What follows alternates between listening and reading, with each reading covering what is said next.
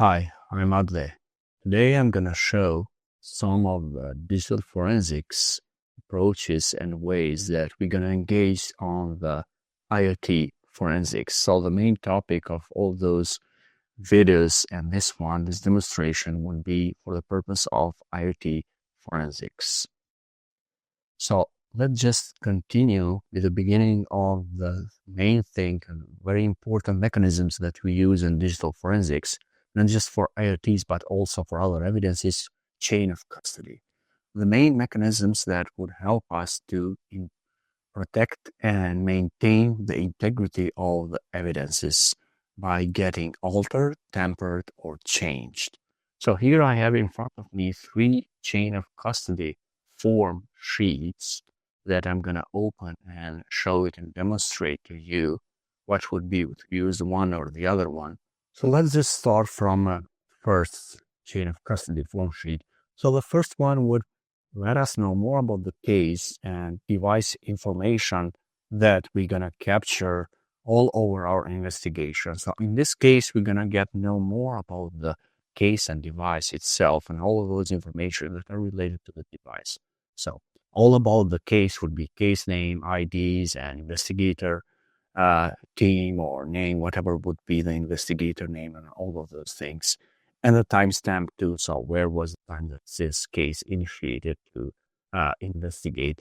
And then further, the rest of the information would be information that would be related to the device itself. In this case, since we are talking and covering the topic of IoT forensics, we were dealing with a device type that is an IoT, a smart doorbell in this case.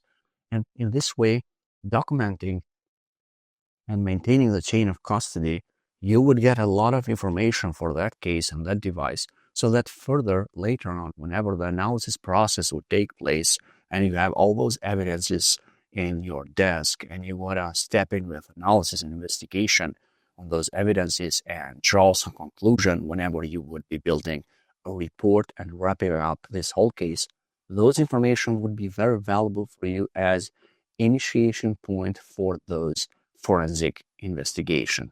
So this would be that first form of chain of custody that would let us know more about the case and device information. So on those values we would be filling from the beginning of the opening of this case.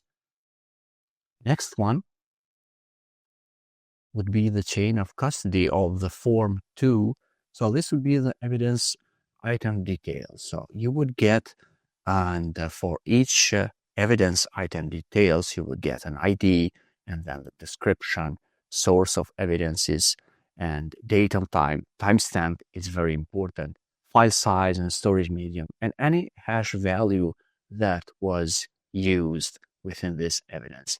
And for each evidence item details, you would be adding and inputting those values. So at the end, you would have the whole documentation of all those evidences that you have acquired, collected from a crime scene. The third one would be the chain of custody that shows chain of custody log itself. So this would become in use whenever we would be further stepping into the investigation. So what would be the first would be the timestamp. Always, all time in digital forensics, especially on IoT and in the other devices, timestamp is very important.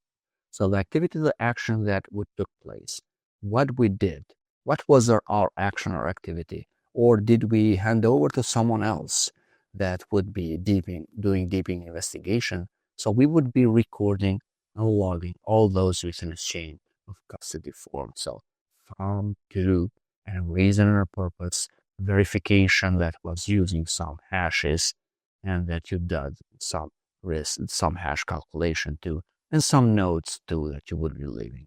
If you would be working with a federal agency or organization that is having a digital forensic lab and you were doing all those investigation, this log would serve to maintain that integrity of those evidences that you have been working on day-to-day basis all over those weeks that you spend that time, and you would get to know what was happening. If someone else would be touching those evidences, they would be logging and recording their actions and activity.